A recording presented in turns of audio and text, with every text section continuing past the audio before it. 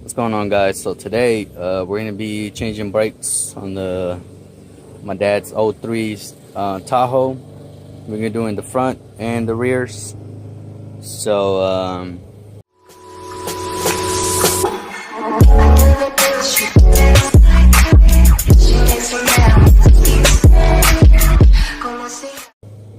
what we're gonna need is a T55. I'll put it somewhere, but it looks like these T25 and a ratchet to remove the two bolts that are right here and right here, or maybe one, and just we'll slide it up or down. And if you're gonna remove it, then you want to have a little bucket or something so you can sit it on. You don't want the brake line to be, or you don't want the caliper to be hanging by the brake line.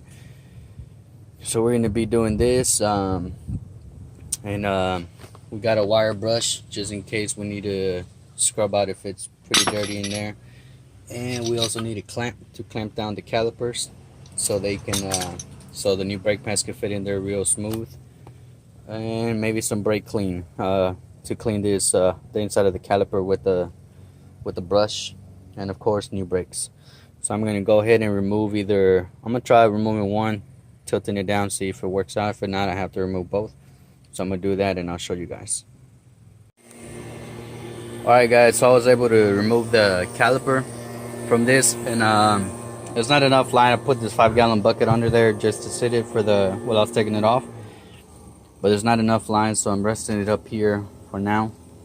I'm gonna put a piece of wood here and my clamp and clamp the two pistons back, and the pads, I'm gonna remove those, but I'm gonna clean this up. It has a little bit of rust, you can't really tell from the camera, so I'm gonna do that, and then I'm gonna grease those contact points. So I'll do that next. So let me show you guys the old pads, how much meat they still got on them. It's not that bad. It still has probably like 1/8 of an inch before it hits that metal thing that tells you, your brakes are worn down. I mean, compared to the new ones, they are pretty they are worn down. Let me see. You guys can see the difference, probably 1/3 of it. So I'm gonna replace them. Like I said, grease the contact points.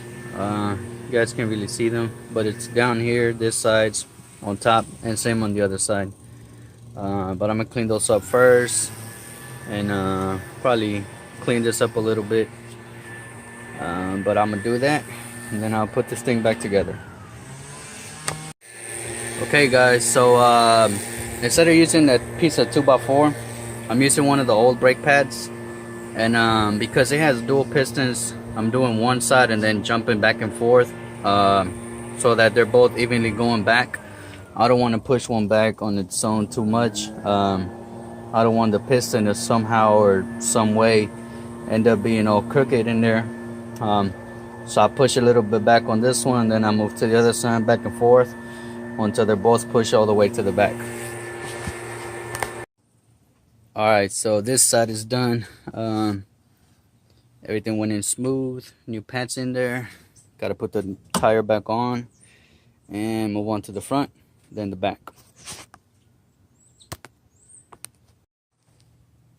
Alright guys, now we're in the back. I removed the wheel, and now I'm trying to remove the caliper.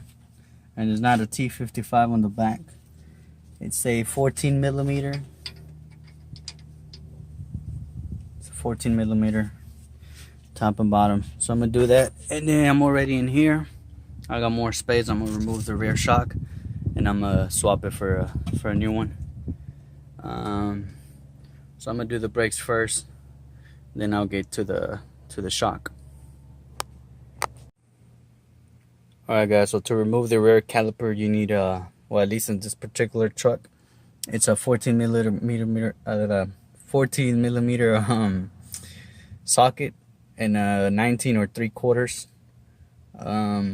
open wrench to hold this little thing right there, or else the bolt's just gonna keep spinning. So you need to do that. Same on the bottom. for both on the rears. Musically minded.